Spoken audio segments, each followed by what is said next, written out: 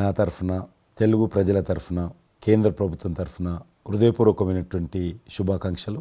ఎందుకంటే తెలుగు సినీ పరిశ్రమలో అక్కినేని నాగేశ్వరరావు గారి తర్వాత మీరు పద్మవిభూషణ్ తీసుకోవడము మాకందరికీ గర్వకారణం. మీ యొక్క 45 ఏళ్ల సినీ జీవితంలో పునాది రాళ్ళు వేసుకుంటూ స్వయం కృషితో ఈరోజు ఎదుగుతూ వస్తున్నారు. ఎంతో కష్టపడి మీరు ఈ స్థాయికి చేరుకున్నటువంటి మీకు ఈరోజు కేంద్ర ప్రభుత్వం పద్మవిభూషణ్తో సన్మానించడము నిజంగా ప్రతి తెలుగు బిడ్డ గర్వపడాల్సినటువంటి అంశం అని నేను భావిస్తా ఉన్నాను. Thank you so much. Padma Vibhushan వచ్చిన ఈ సందర్భంలో మీరు అభినందించడానికి నా స్నేహితుడిగా, చిరకాల మిత్రుడిగా మీరు రావటం అన్నది నాకు చాలా చాలా సంతోషం, మిక్కిలి ఆనందంగా ఉంది. అండ్ మీ ప్రేమని, మీ అభిమానాన్ని ఆస్వాదిస్తున్నాను. Thank you so much. ఢిల్లీలో రాష్ట్రపతి చేతుల మీదుగా తీసుకుంటున్నారు కాబట్టి మేము దానికంటే ముందే మిమ్మల్ని కలవాలి, అభినందించాలనేటువంటి ఆలోచనతో ఈరోజు మీ దగ్గరికి రావడం జరిగింది.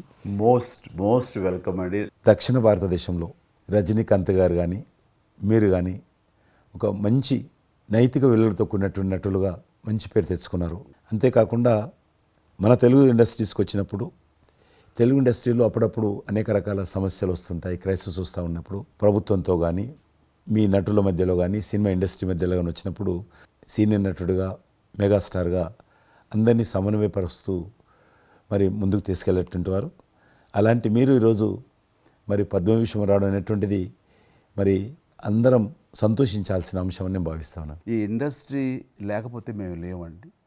మా చదివిన చదువుకు కానీ, మన బ్యాక్గ్రౌండ్కి కానీ ఏదో ఒక మారుమూల ఉద్యోగం చూసుకుంటూ ఉండాల్సిన వాళ్ళు ఈ రోజున ఇంత సెలబ్రిటీ స్టేటస్ కానీ ప్రపంచవ్యాప్తంగా ఎక్కడ మన వాళ్ళు ఉన్నా సరే అక్కడ గుర్తింపు కానివ్వండి, ఇవన్నీ రావటం అంటే కనుక కళామ తల్లి, ఆ సినిమా ఇండస్ట్రీ నాకు పెట్టిన భిక్షగా నేను ఫీల్ అవుతుంటాను. ఆ ఇండస్ట్రీ లేకపోతే ఏం లేదు. అందుకని ఇలాంటి ఇండస్ట్రీకి ప్రత్యుపకారంగా నేను ఏం చేయాలి, నాకు ఇంత స్థానం ఇచ్చిన ఇండస్ట్రీకి తిరిగి నేను ఏమి ఇవ్వగలను అనేటటువంటి ఒక గ్రాటిట్యూడ్ నుంచి మొదలైంది. క్రైసిస్ వచ్చినప్పుడు నేనేదో నా భుజం కాయాలి, నా వంతు సహాయం చేయాలి అనే ఆలోచన. ఒక ఇంటికి పెద్ద బిడ్డగా, పెద్ద కొడుకుగా ఆ ఇంటి కుటుంబ బాధ్యతలకి తన వంతు సహాయం ఎలా చేస్తాడో అలాగే నిర్వర్తించాలని ఉంటుంది. కానీ ప్రతిదానికి పెద్ద నేను అనేటువంటి బేసిజానికి మాత్రం పోవాలని కారణం ఒకటి అనుకుంటే మీరంటే అందరు యాక్సెప్టబిలిటీ ఉంటుంది. అది కూడా అది యాక్సెప్టబిలిటీ చిన్నవాళ్ళు కానీ పెద్దవాళ్ళు కానీ ఈ రంగం కానీ ఆ రంగం కానీ మీరు ఏదైనా ఒక మాట చెప్తే దాని మీద మీరు నిలబడతారు, మిగతా వాళ్ళు కూడా మీ మాట గౌరవం ఇస్తారు. అది కారణం నేను అనుకుంటాను. సినిమా రంగం నుంచి రాజకీయాలకు వచ్చి కూడా రాజకీయాలలో మీకంటూ ఒక ప్రత్యేక స్థానాన్ని సంపాదించుకున్నారు. మీరు కొత్త ఒరవడి రాజకీయాల్లో కూడా తీసుకురావడం జరిగింది. మీరు చేపట్టినటువంటి ప్రచార కార్యక్రమం కానీ, మీకు వస్తున్నటువంటి స్పందన కానీ అద్భుతంగా. మేమందరం ప్రతి కార్యక్రమాన్ని వేరే ప్రత్యామ్నాయ పార్టీలో ఉన్నప్పుడు కూడా మీ రాకను మేము గమనించే వాళ్ళము. మీరు చేస్తున్నటువంటి ప్రచారము, కొత్త ఒరవడి మీరు అద్భుతంగా చేశారు. ప్రాంతాలకు అతీతంగా మీకు స్పందన లభించింది, చాలామంది గెలిచొచ్చారు. ఒక ఆర్టిస్ట్గా నేను మంచి స్థితిలో ఉన్నప్పుడు రాజకీయాల్లోకి వెళ్ళాల్సినటువంటి ఒక పరిస్థితులు నెలకొన్నాయి.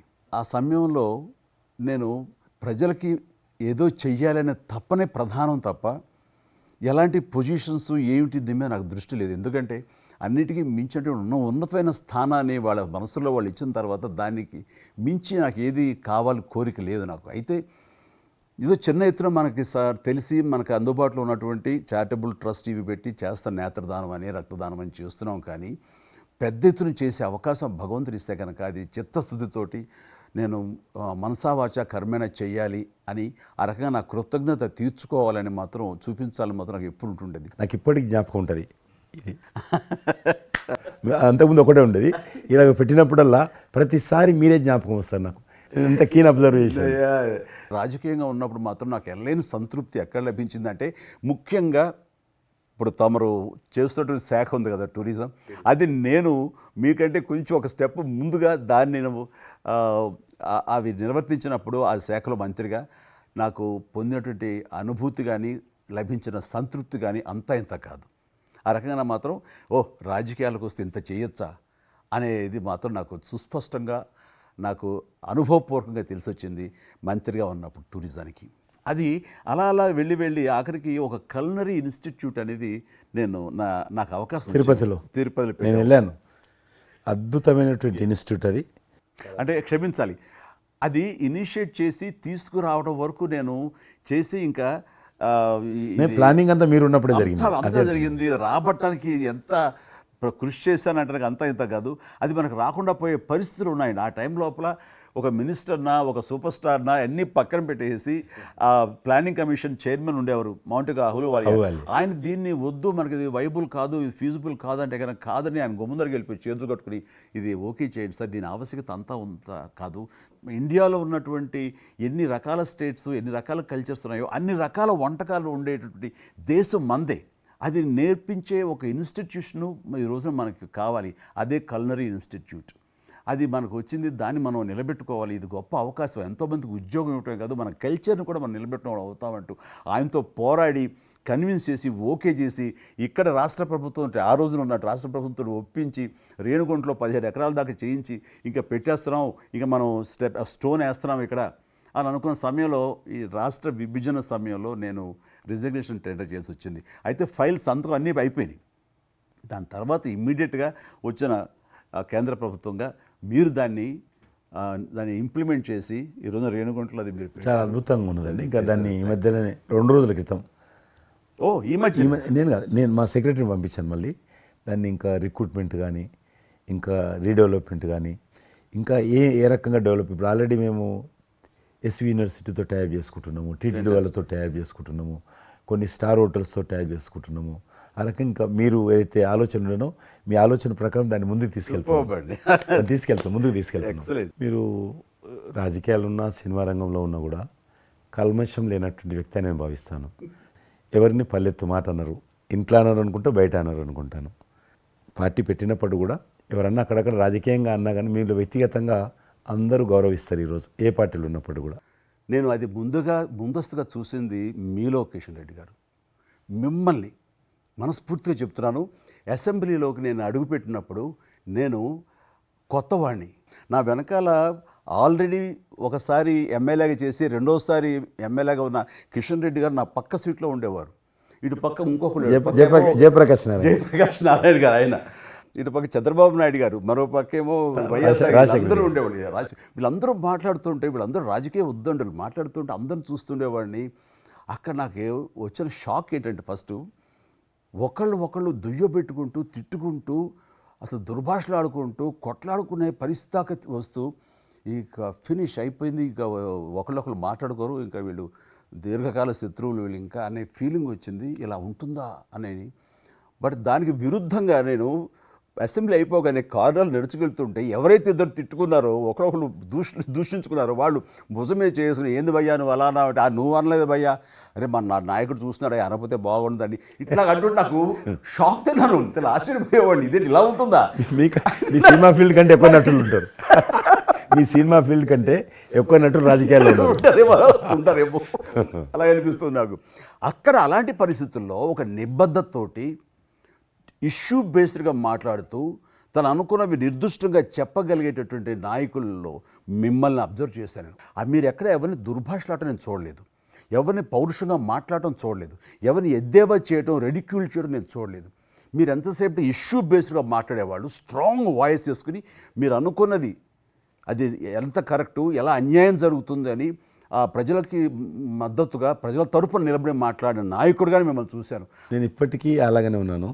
అవును, మా పార్టీలో ఉన్న కొంతమంది కానీ బయట ఉన్నటువంటి వాళ్ళు కానీ కొంత మీడియా విలేకరులు కానీ నువ్వు ఆ రకంగా మెత్తగుంటే లాభం లేదు, ఇప్పుడు రాజకీయాలలో నువ్వు కూడా పరుషంగా మాట్లాడాలి, వ్యక్తులను చాలా గట్టిగా మాట్లాడాలి అంటారు. కానీ నేను అదే అంటాను, నేను ఇప్పుడు మారలేను, నాకు అవసరం కూడా లేదు, నేను ఇలానే ఉంటాను.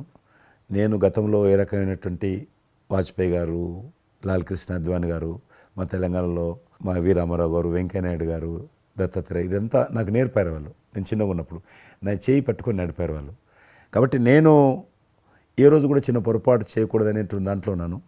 నేను ఎప్పుడన్నా రాస్తారోకో చేసేవాళ్ళం. రాస్తారోకే మాకు వి రామారావు గారని సిక్కిం గవర్నర్ ఉండే ఎమ్మెల్సీ, ఆయన వెంటనే ఫోన్ చేసేవాడు. నువ్వు ఎక్కడన్నా పోతున్నప్పుడు ఎవరన్నా రాస్తారోకే చేస్తే ఒక 2-3 గంటలు ట్రాఫిక్ జామ్ అయితే నీకు ఎంత బాధ అవుతుంది? కాబట్టి నువ్వు రాజకీయ నాయకుడు అయినంత మాత్రాన రోడ్డు ఆపేసి ప్రజలను ఇబ్బంది పెడితే ప్రజలకు మేలు చేయాలనుకుంటున్నావా, ప్రజలు ఇబ్బంది పెట్టాలనుకుంటున్నావా? ఈ రకంగా ప్రశ్నించేవాడు. నేను ఎవరైనా ముఖ్యమంత్రులది దిష్టిబొమ్మ తగలబెడితే ముఖ్యమంత్రి తగలబెట్టొద్దు, కావాలంటే గవర్నమెంట్ తగలబెట్టు, వ్యక్తి ఆ రకం చిన్న చిన్న విషయాలు నాకు ఫ్యాంటాస్టిక్ సార్. ఈ రోజుల్లో ఎంతమంది ఇలా ఆలోచించే నాయకులు ఉన్నారు, ఎంతమంది స్టేట్స్మెన్లు ఈ రకమైన సలహా ఆ తర్వాత వచ్చే యంగ్ నాయకులకి సలహా ఇచ్చేవాళ్ళు ఉన్నారు. అవన్నీ కరువడిపోతున్నాయి. ఇవన్నీ కూడా చరిత్రలో జరిగేవంట అనే స్థితిలాగా ఉంది మీలాంటి వాళ్ళు లేకపోతే కనుక. ఈరోజు మనము స్వాతంత్రం వచ్చి 75 సంవత్సరాలైంది. ఈ 75 సంవత్సరాల్లో మనం అనేక రకాలుగా అభివృద్ధి చేసుకున్నాము, ప్రాజెక్టులు కట్టుకున్నాము, ముందుకెళ్ళాము, కొంత మెరుగైనటువంటి పరిస్థితి వచ్చింది. కానీ మన తర్వాత వచ్చినటువంటి స్వాతంత్రం వచ్చినటువంటి దేశాలు కూడా డెవలప్డ్ కంట్రీగా ఎమర్జ్ అయినాయి. మనం ఇంకా డెవలపింగ్ కంట్రీ, అభివృద్ధి చెందిన దేశంగా ఎదగలేదు. కానీ దురదృష్టం ఏంటంటే మనకు టార్గెట్ పెట్టుకోలే. ఎప్పటి లోపల మనం లక్ష్యం చేరుకుందాం అనేది ఎక్కడ కూడా పెట్టుకోలేదు. ఇంకో 75 సంవత్సరాల తర్వాత ఇట్లనే ఉన్నాం అనుకో, ఇంకో 75 సంవత్సరాల తర్వాత కూడా వెనక తిరిగి చూస్తే మనం డెవలపింగ్ కంట్రీగా ఎమర్జ్ కాము. అందుకే ఈ మధ్యలో మన కేంద్ర ప్రభుత్వము ఒక టార్గెట్ పెట్టుకుంది. ఇప్పుడు కమింగ్ 25 ఇయర్స్ ప్రపంచంలో అత్యధికమైనటువంటి యూత్ పాపులేషన్ ఇండియాలో ఉంటుంది. ఎగ్జాక్ట్లీ. కాబట్టి ఈ 25 ఇయర్స్ అమృతకాలం అంటారు దీన్ని. ఎగ్జాక్ట్లీ. ప్రధానమంత్రి కూడా అప్పుడప్పుడు అంటుంటారు ఇది అమృత కాలం. కాబట్టి ఈ 25 ఇయర్స్ మన యూత్ కానీ ప్రతి ఒక్క ఫీల్డ్ కానీ మనము ఇప్పుడు సినిమా ఫీల్డ్ అందుకు సినిమా ఫీల్డ్ 2047లో ఏ రకంగా ఉండాలి, ప్రపంచాన్ని ఏ రకంగా డామినేట్ చేయాలి, అగ్రికల్చర్ ఏ రకంగా డామినేట్ చేయాలి, ఇండస్ట్రీ ఏ రకంగా డామినేట్ చేయాలి, ఎన్జిఓస్ ఏ రకంగా పనిచేయాలి, ఆర్థిక వ్యవస్థ ఏ రకంగా ఉండాలి, ఆ రకంగా ఎవరికి వారు 140 కోట్ల మంది మనం అనుకొని 2047 లోపల 100 సంవత్సరాల స్వాతంత్ర పండుగ జరుపుకుంటాము. ఆ రోజుకు మనం అభివృద్ధి చెందిన దేశంగా ఎదగాలి. ఇంకొక మాట అంటారు ప్రధానమంత్రి గారు, అప్పుడు ఏ పార్టీ ఉంటుందో అధికారం మనకు అనవసరం. అప్పుడు ఎర్రకోట నుంచి ఏ ప్రధానమంత్రి ఏ వ్యక్తి జాతీయ పతాకం ఆవిష్కరిస్తారో మనకు సంబంధం లేదు, ఎవరైనా ప్రజలు అనుకుంటారు. కానీ ఆ రోజుకు మన దేశం ప్రపంచంలో డెవలప్డ్ కంట్రీ స్థాయికి ఎదిగి 3, 4, 5 ఉంటే వాటిలో మన దేశం ఉండాలి అనేది అని ఈరోజు మనం అందరం ఒక లక్ష్యంగా పెట్టుకొని ముందుకెళ్తే యూత్ ఏదైతే అంటున్నారో మీరు, ఆ యూత్ కూడా మరి వాళ్ళ జీవితం సాఫల్యం చెందినట్టు అవుతుంది. ఇప్పుడు డెవలప్డ్ కంట్రీస్లో మనది ఆర్థికంగా చూసుకుంటే కనుక ఆర్థిక వ్యవస్థగా మనది 5వ కంట్రీగా డెవలప్ అయింది. లార్జెస్ట్ ఎకానమీ ఈ మధ్య కాలంలో, ఈ మధ్య సంవత్సరాల్లో, ఒక దశాబ్ద కాలం లోపల. ఇప్పుడు వచ్చే 5 సంవత్సరాల్లో మనం థర్డ్ ప్లేస్ చేరుతాం. ఇప్పుడు యూకే లాంటి మనల్ని పరిపాలించి ఆక్రమించుకొని పరిపాలించినటువంటి బ్రిటన్ కూడా వెనకకి నెట్టేసి 5వ స్థానానికి వచ్చేసి వచ్చేటువంటి 5 సంవత్సరాల్లో ఖచ్చితంగా మనం 3వ స్థానంలోకి లార్జెస్ట్ ఎకానమీ కంట్రీగా మనం ఎమర్జ్ అవుతాం. 100%. అవన్నీ ఇప్పుడు జరుగుతున్నటువంటి ఈ యొక్క డెవలప్మెంట్స్, ఈ ఆర్థిక సంస్కరణలు ఇవన్నీ చూస్తుంటే ఖచ్చితంగా ఆ రోజు ఎంతో దూరం లేదు మీరు చెప్పినట్లుగా. మీ తెలిసి మధ్యలో G20 సమావేశాలు నిర్వహించినప్పుడు నేను మీతోటే మాట్లాడాను. శ్రీనగర్ అంటే ఎట్లా ఉండను పరిస్థితి తెలుసు. ఈ టూరిజం మినిస్ట్రీకి 4 మీటింగ్లు అవుతాయి. ఒక మీటింగ్ అక్కడ పెట్టాలని నిర్ణయించుకున్నప్పుడు ప్రధానమంత్రి అన్నారు, సినిమా ఫీల్డ్ మీద చర్చించండి, ఎందుకంటే సినిమా ఫీల్డ్ ఎక్కువగా షూటింగ్లు చేసేవాళ్ళు. మేము చిన్నగా ఉన్నప్పుడు జమ్మూ కాశ్మీర్ వెళ్ళలేదు ఎవరం కూడా, కానీ దేశంలో ఉన్నటువంటి కోట్లాది మంది కాశ్మీర్ అందాలను చూశారు సినిమాల కారణంగా. ఎవరు పోలేదు అక్కడికి, కానీ చూశారు. కాబట్టి ఆ సినిమా ఫీల్డ్కి సంబంధించినటువంటి సెషన్ పెట్టాలి మీరని చెప్పి ప్రధానమంత్రి గారు చెప్పి ఆయన ఆదేశించిన తర్వాత ఈ సినిమా ఫీల్డ్కి సంబంధించి అన్ని దేశాలకు సంబంధించినటువంటి ప్రముఖులందరినీ కూడా ఆహ్వానించాం. అప్పుడు మేము మీటింగ్ పెట్టాలంటే పాకిస్తాన్ అన్ని దేశాలకు లెటర్స్ రాసింది, చైనా లెటర్స్ రాసింది, టెర్రరిస్ట్ ఆర్గనైజేషన్స్ అన్నీ కూడా హెచ్చరించాయి. జమ్మూ కాశ్మీర్కి వస్తే, Kashmir is a disputed place అది, కాబట్టి ఎవరు రావద్దు, వస్తే మాత్రము ఏమైనా అవుతే మాకు సంబంధం లేదని పాకిస్తాన్ కూడా అందరూ హెచ్చరించారు. బట్ ప్రైమ్ మినిస్టర్ చెప్పాడు, ఎట్టి పరిస్థితుల్లో మీటింగ్ పెట్టి తీరాలి, నువ్వు నాకు అనవసరం, నీకేం కావాలో నేను అన్ని ఏర్పాటు చేస్తాను. ఆ తర్వాత నేను మీతో మాట్లాడి ఆ రోజు అప్పుడే కాశ్మీరు అనగానే మీరు కాశ్మీరు లోయల్లో కన్యాకుమారి ఇలాంటి సాంగ్స్ ఎన్నో మాకు గుర్తుకొచ్చినాయి. అలాంటిది మళ్ళీ మీరు మీ పార్టిసిపేషన్ ఉంటే బాగుంటుంది అనుకున్నప్పుడు ఆ టైంలో నేను రాలేని పరిస్థితిలో రామ్ చరణ్ వస్తే బాగుంటుంది, అతను RRR సినిమా ఆస్కార్ అవార్డు తోటి తను మంచి ఆస్కార్ అవార్డు వచ్చింది, బాగుంటుంది ప్రధానమంత్రి గారు చెప్పాను.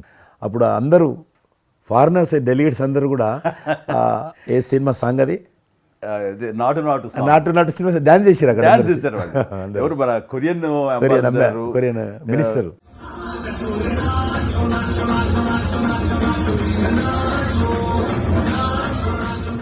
అలాగే ఇంకొక జర్మన్ అంబాసిడర్స్ చాలా మంది కింద మీరు చూసింది కొద్దిమందిని కింద చాలా మంది చేశారు ఆ పాట పెట్టి చేసినప్పుడు. సో ఇప్పుడు మీకు మనవి చేస్తున్నాను, లాస్ట్ 2023లో ఇప్పుడు ఆ ఆర్టికల్ 370 తెలిగించిన తర్వాత 23 కానీ 22 కానీ ఆల్మోస్ట్ మోర్ దెన్ 300 పిక్చర్స్ అవి మరి ఓటీటీ సినిమాలు కావచ్చు, టీవీ సీరియల్స్ కావచ్చు, మన సినిమాలు కావచ్చు, కొన్ని బయట దేశాలకు సంబంధించినటువంటి సినిమాలు కూడా ఆల్మోస్ట్ 300 పిక్చర్స్ షూటింగ్ జరిగాయి అక్కడ లాస్ట్ 2 ఇయర్స్లో. మళ్ళీ తిరిగి మీ ప్రభావంతో ఆయన నరేంద్ర మోడీ గారి చొరవతోటి ఇలాగా G20 కల్చర్ ముఖ్యంగా టూరిజం సంబంధించి సినిమాలను ఎంకరేజ్ చేస్తూ మీరు తీసుకున్న చొరవ, అందులో రామ్ చరణ్కి మీరు ఇచ్చేటువంటి ప్రాధాన్యత ఇవన్నీ కలిపినప్పుడు ఫస్ట్ నా వైఫ్ తన ఫ్రెండ్స్ తోటి ఎక్కడికి వెళదాం ఈ హాలిడే అంటే వాళ్ళ ఫ్రెండ్స్ అందరూ కలిపి కాశ్మీర్కి వెళ్ళారు. అన్నిటికీ మించి మన భారత జాతీయ జెండా రెపరెపలాడుతున్నారు. మీకు తెలుసలేదు, మా పార్టీ తరఫున మాకు మురళీ మనోహర్ జోషి గారు ఉండేవారు, పార్టీ అధ్యక్షుడు అద్వానీ గారి తర్వాత. ఆయన కన్యాకుమారి నుంచి కాశ్మీర్ వరకు యాత్ర తీసాం. మేము ఏంటో తెలుసా డిమాండ్, అక్కడ శ్రీనగర్లో జాతీయ పతాకం ఎగరడం, దానికోసం ఉద్యమం చూడండి, ఒక జెండా ఎగరడం కోసం. ఆడికి మిలిటరీ మధ్యలో పోలీస్ ఫైరింగ్ల మధ్యలో ఒక జెండా, మేము జమ్మూ కాశ్మీర్ కానీ ఆపేశారు మమ్మల్ని. అక్కడ నుంచి మిలిటరీ విమానంలో తీసుకుపోయి ఆయన ఒక్కరిని అక్కడ జెండా ఎగిరినట్టు చేసి మనం తీసుకొచ్చారు. దల్ లేక్ అని ఉంది అక్కడ, ఉన్నది కదా. మొన్న 15th ఆగస్ట్, ఇంతకుముందు 15th ఆగస్ట్ ఏదైతే మనము 70 సంవత్సరాల పండుగ జరుపుకున్నాము, 50,000 మంది అమ్మాయిలు అబ్బాయిలు స్కూల్ పిల్లలు అందరూ చేతులలో 3 రంగుల పతాకాలు పట్టుకొని దల్ లేక్ చుట్టూ ఊరేగింపు చేశారు. అది మార్పు. ఇంకొకటి నాకు సంతోషం ఏంటంటే, మీరు రాజకీయాలకు రాకముందే మీకంటూ ఒక ప్రత్యేక స్థానం సర్వీస్ యాక్టివిటీలో చిరంజీవి చారిటబుల్ ట్రస్ట్ చాలా పెద్ద ఎత్తున చేయడం అనేటువంటిది నిజంగా అది చాలామందికి ఆదర్శమైంది. మిమ్మల్ని చూసిన తర్వాత చిరంజీవి గారు పెట్టిన అంత పెద్ద నటు పెట్టడం మనం చేయకూడదని వాళ్ళ స్థాయిలో పెట్టినటువంటి చాలా సంస్థలు మీ నుంచి స్ఫూర్తి తీసుకొని పెట్టారనేది నాకు తెలిసిన వాళ్ళు కూడా చాలామంది చెప్పారు. కాబట్టి అది గొప్ప విషయం. మీకు ఎందుకు వచ్చిన ఐడియా?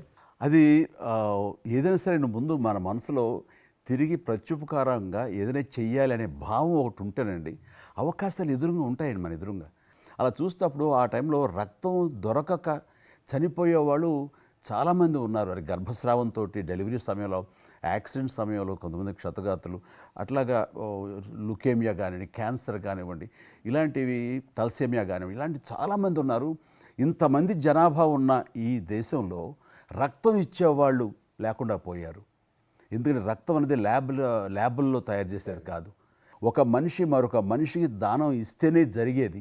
సో ఆ మాత్రం లేదు, ప్రత్యామ్నాయం లేదు. సో ఇది కేవలం మంచి మనసుతోటి ఉండేవాళ్ళు ఇచ్చేదే.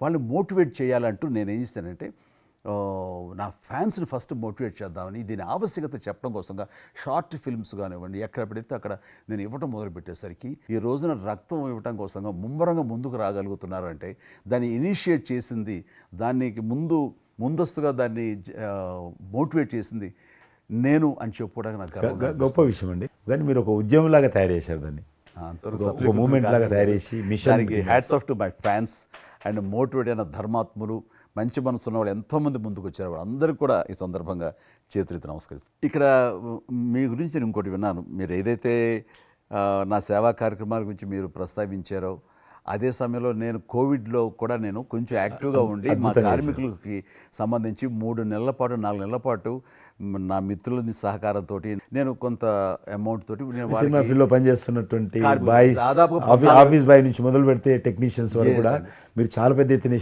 చాలా మందికి నేను గ్రాసరీస్ ఇవ్వగలిగాను, వాళ్ళకి బయటికి రాని పరిస్థితిలో. బట్ అదే పరిస్థితిలో మీరు దేశవ్యాప్తంగా మీరు ముఖ్యం ఇక్కడ మన రాష్ట్రానికి సంబంధించి తెలంగాణలో మీరు ఫ్రంట్ లైన్లో ఉండి ప్రతి వాళ్ళని పరామర్శిస్తూ, ప్రతి హాస్పిటల్కి వెళుతూ, ఎవరైతే ఆ రోజున ఫ్రంట్ లైన్ హీరోస్ ఉన్నారో వాళ్ళందరినీ పరామర్శిస్తూ మీరు అద్భుతంగా పెద్ద ఎత్తున చేశారు. అదే కాకుండా మన ఇండియా లెవెల్లో మీరు corona command control room, corona command control room మీకు మీ ఆధ్వర్యంలో జరిగింది. అప్పుడు మీరు చేసిన సేవల గురించి దేశం ప్రస్తావించారు. అంటే అప్పుడు నోడల్ మినిస్ట్రీ హోమ్ మినిస్ట్రీ ఉండింది. ఏమైనా డైరెక్షన్స్ దేశానికి ఇవ్వాలన్నా, రాష్ట్ర ప్రభుత్వాలకు ఇవ్వాలన్నా, లాక్డౌన్ ఎక్కడ పెట్టాలి, ఎక్కడ పెట్టకూడదు, ఎప్పుడు పెట్టాలా, లాక్డౌన్లో ఏ స్థాయికి వెళ్ళాలా, అన్నీ కూడా హోమ్ మినిస్ట్రీ ఇచ్చేది. నేను అప్పుడు హోమ్ మినిస్ట్రీలో ఉన్నాను. ప్రజలకు రోజువారీ అవసరమైనటువంటి 24 మినిస్ట్రీస్ ముగ్గురు జాయింట్ సెక్రటరీస్ ఒక్కొక్క మినిస్ట్రీ నుంచి 8 గంటల చొప్పున హోల్ నైట్ టు డే 24/7. 24/7 ఆ బ్యాచ్ కరోనా కంట్రోల్లో కూర్చోవాలి. ఆ రకం కూర్చున్నప్పుడు దానికి యాజ్ ఎ మినిస్టర్గా నన్ను ఇన్ఛార్జ్ పెట్టారు ప్రధానమంత్రి గారు, అమిత్ షా గారు. చాలా అద్భుతంగా నేను కూడా ఆల్మోస్ట్ 1.5 మంత్ ఆఫీసులోనే పడుకున్నాను. మిలిటరీ విమానాలలో ఆక్సిజన్ పంపించాను, మీకు తెలుసు మిలిటరీ విమానాలు. చాలా ఒక విమానం ఢిల్లీ నుంచి ఆక్సిజన్ తీసుకొని వస్తే గ్రీన్ ఛానల్ ద్వారా హైదరాబాద్ సికింద్రాబాద్ స్టేషన్ వచ్చేంత వరకు కూడా ఎక్కడ ఆగకపోయేది. అంత నెట్వర్క్ గ్రీన్ ఛానల్ అంటారు. ఆ రకంగా విమానాల ద్వారా నేను గాంధీ హాస్పిటల్కి ఆల్మోస్ట్ 12 సార్లు పోయాను లోపలికి. ఎవరైతే వెంటిలేటర్ మీద పేషెంట్స్ ఉంటారో నేను బుక్ ఒకటి ప్రింట్ చేశాను. వెంటిలేటర్ మీద పేషెంట్ దగ్గరగా మాట్లాడాను. దేవుడి మీద భారం ఇచ్చి తిరిగాను. ఆ రకంగా ఎందుకు వెళ్ళానంటే ఏదో పబ్లిసిటీ కోసం కాదు. డాక్టర్లు పనిచేస్తున్నారు, ఆడ నర్సులు పనిచేస్తున్నారు, మోరల్ సపోర్ట్ ఇవ్వడం కోసం. ఆడ శానిటేషన్ సిబ్బంది పనిచేస్తారు, క్లీన్ చేయడం.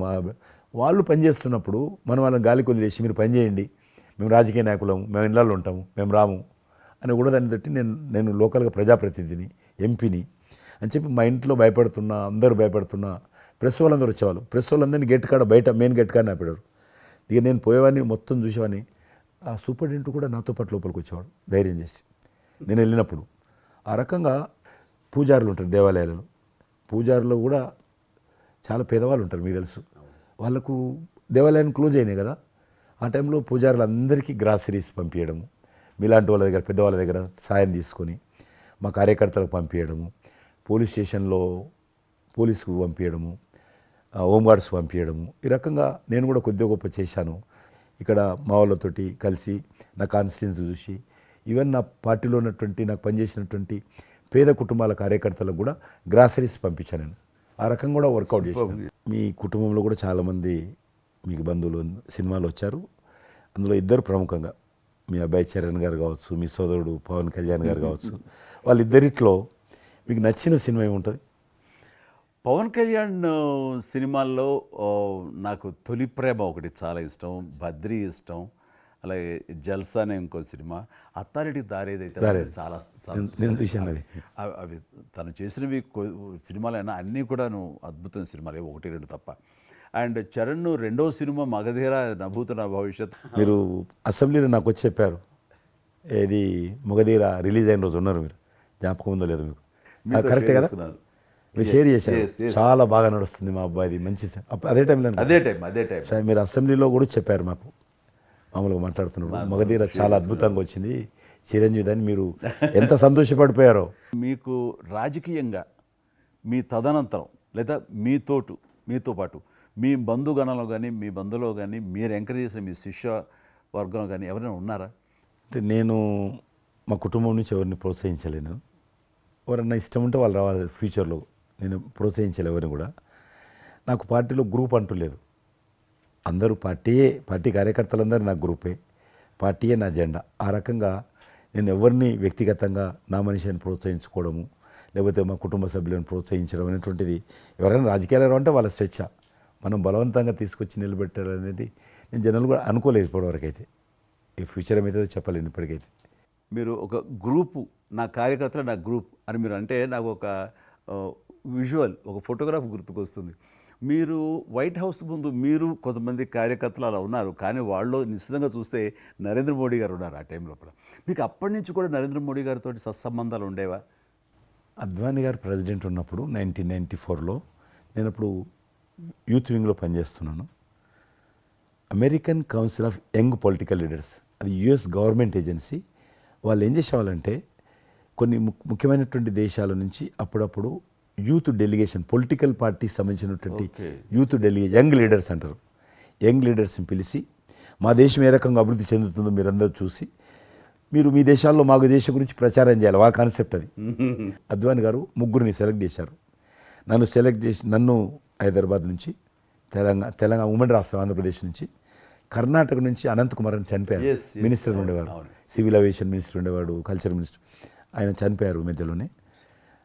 అక్కడ గుజరాత్లో ఆర్గని పార్టీకి సెక్రటరీ ఉండేవాడు నరేంద్ర మోడీ గారు, అప్పుడు మినిస్టర్ కాదు ఇంకా మా ముగ్గురిని సెలెక్ట్ చేసి ఢిల్లీకి పిలిచి ఇట్లా మీరు పార్టీ తరఫున పోవాలి అని చెప్పి, నన్ను కూడా నువ్వు పోవాలన్నప్పుడు నాకు పాస్పోర్ట్ లేదు, నాకు చాలా చిన్న ఏజీ, ఫ్లైట్లో మొదటిసారి పోయినా నేను.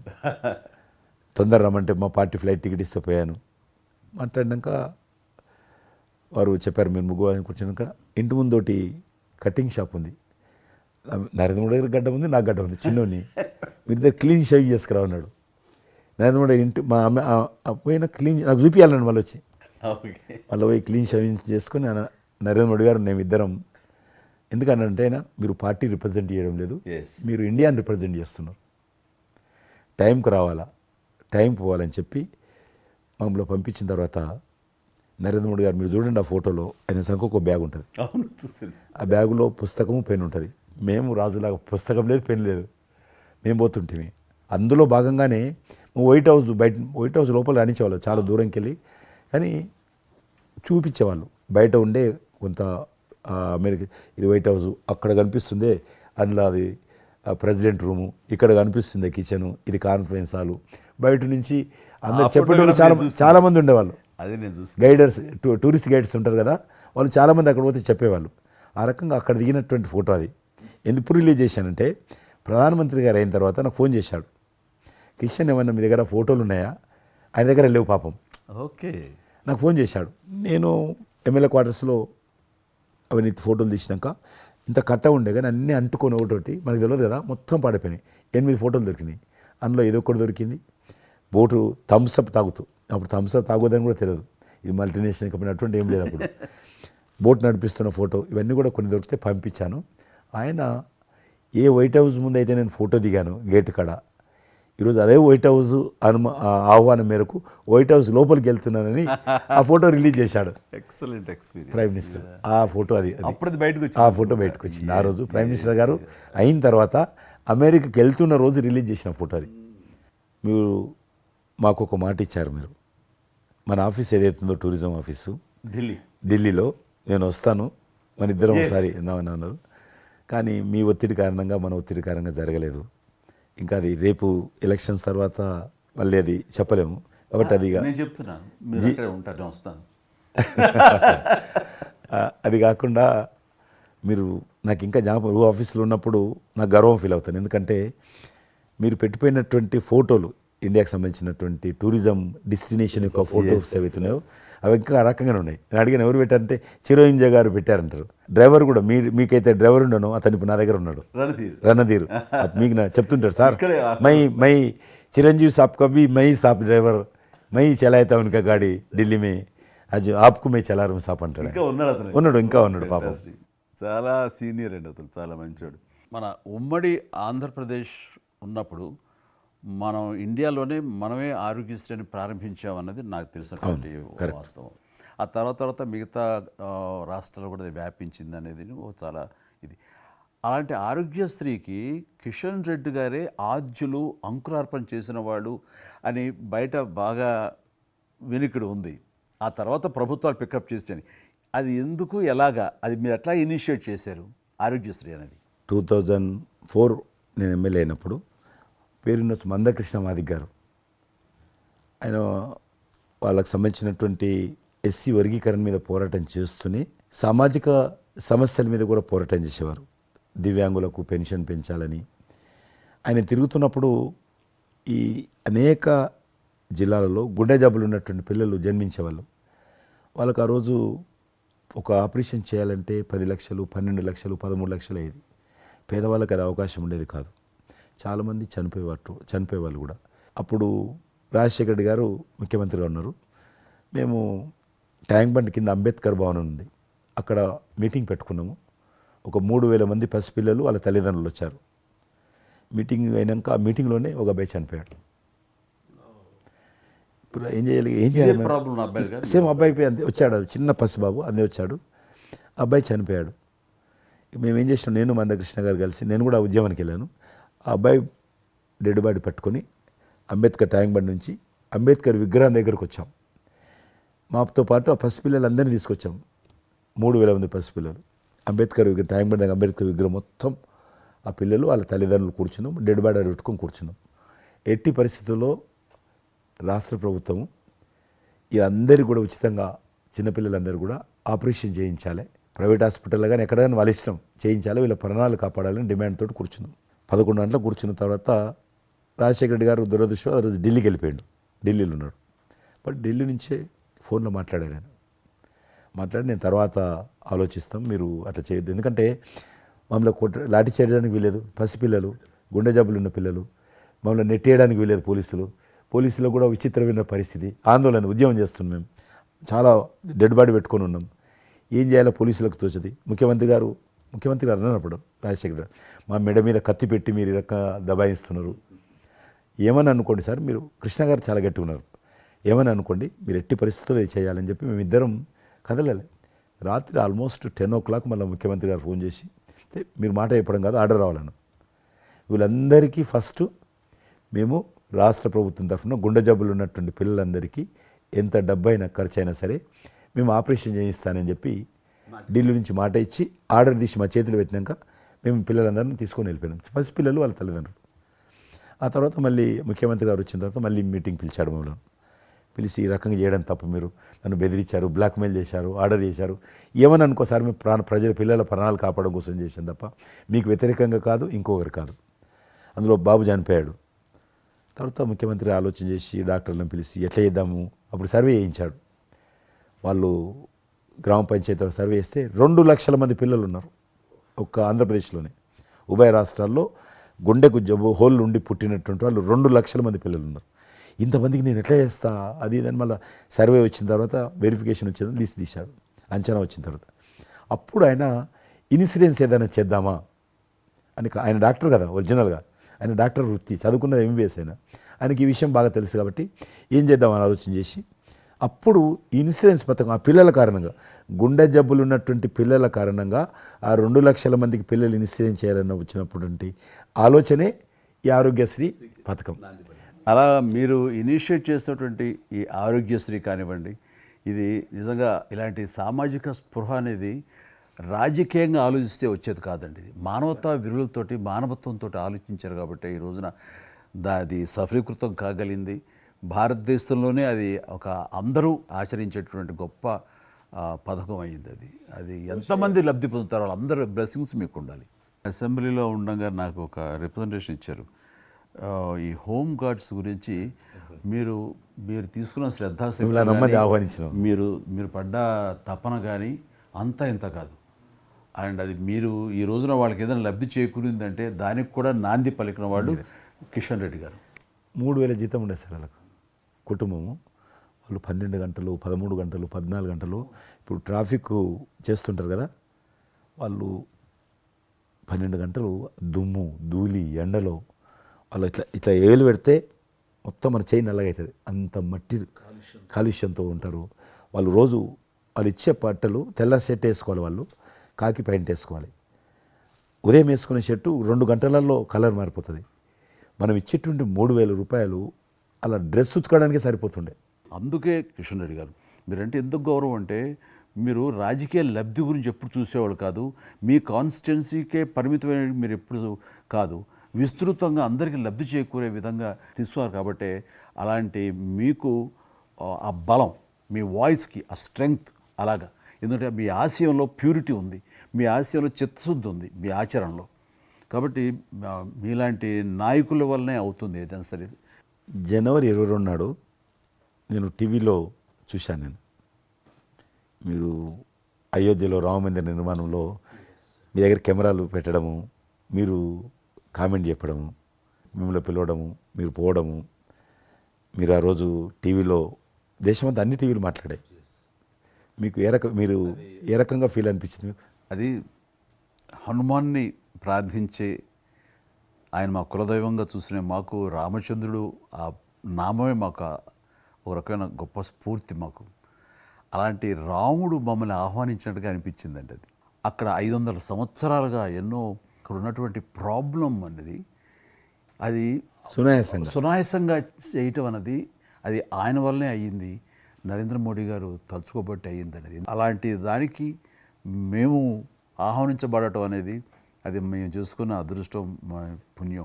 చాలామంది అందరము భయపడ్డాం ఏమైపోతుందో దేశంలో, గొడవలు అయితే మత కళాలు జరుగుతుందేమో. కానీ అదృశ్యం ఏంటంటే ముస్లింలు కూడా చాలామంది సానుకూలంగా.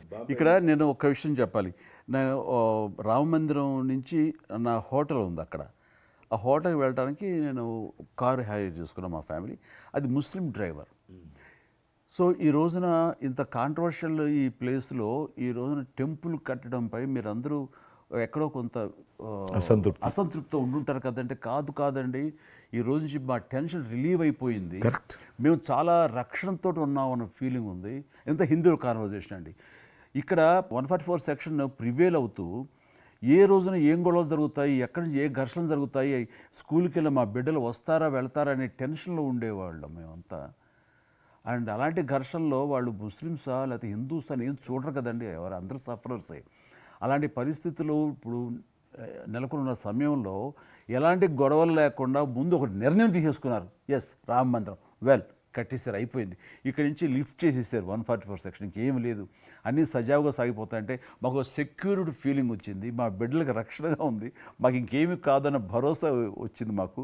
వీఆర్ సో హ్యాపీ అని ఒక ముస్లిం సోదరుడు అన్నారు. ఇప్పుడు అదే మీరు ప్రస్తావిస్తున్నారు. ఇప్పుడు చాలామంది ముస్లిమ్స్ వెళ్తున్నారు చూడడానికి, దర్శనం చేసుకోవడానికి. ఒక అమ్మాయి అయితే బాంబే నుంచి నడుచుకుంటూ వచ్చింది, 22nd చేరుకుంది అక్కడ అమ్మాయి. ఓకే, నేను ఉన్నాను వెనకనే ధైర్యాన్ని ఇచ్చేటువంటి మన ప్రధాని గారు, ఈ భారత ప్రభుత్వం, ఇవన్నీ కలిపి దోహదపడ్డాయి.